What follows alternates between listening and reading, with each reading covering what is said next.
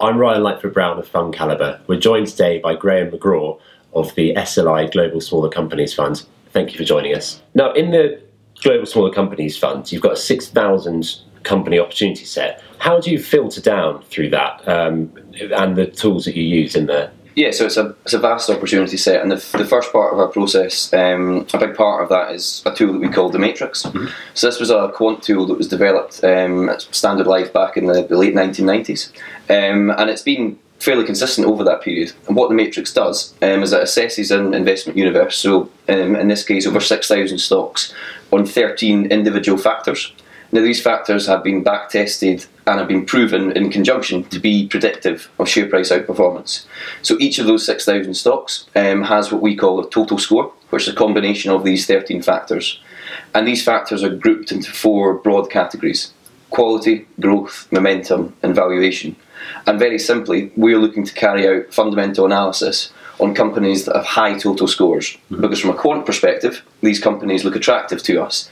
But it's at that point the team do the fundamental analysis and try and work out if the matrix is giving a true signal. Is this the quality type of company we're looking for, or is the matrix giving a false signal? So most of the companies in that universe, 6,000 stocks, we would typically look at the top quintile and would screen out the very liquid stocks. So that takes us down to around 800. But most stocks at that stage would get disregarded for being too cyclical or too risky for our process. We're looking for the lower risk, highest quality companies. And whereabouts are you finding the opportunities at the moment? Yeah, so again, with that huge opportunity set, there's opportunities all over the world, as you might imagine.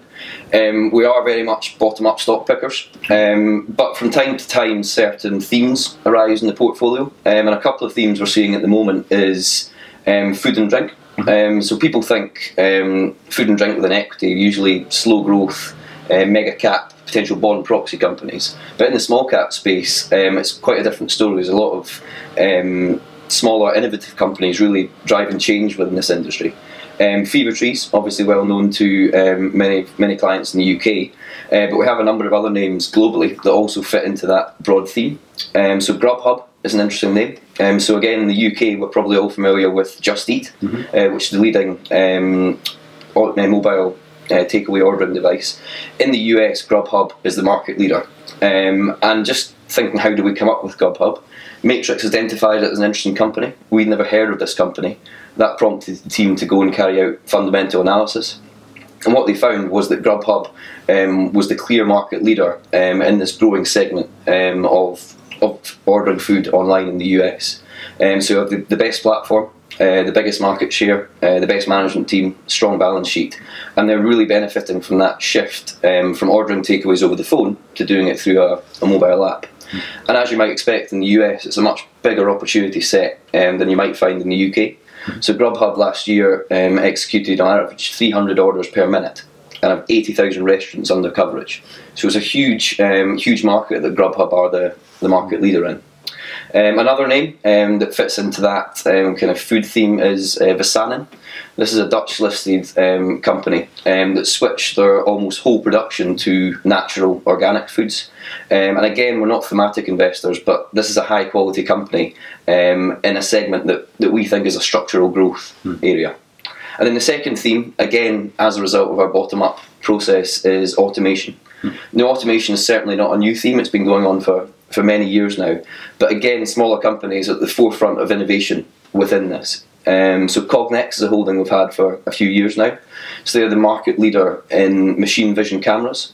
So these cameras sit in these warehouses, so an Apple warehouse, for example, and assess if the device has been put together correctly and scan barcodes. So as we want things as consumers faster, quicker, automation is increasing in importance in everyday life, and companies the likes of Cognex are really benefiting from that trend.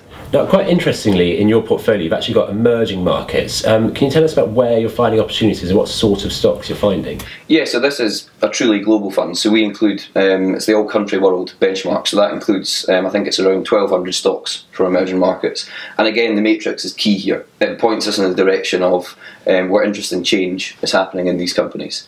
So within emerging markets, currently we've got quite a lot of exciting names in China. So we have a company called 51 Job.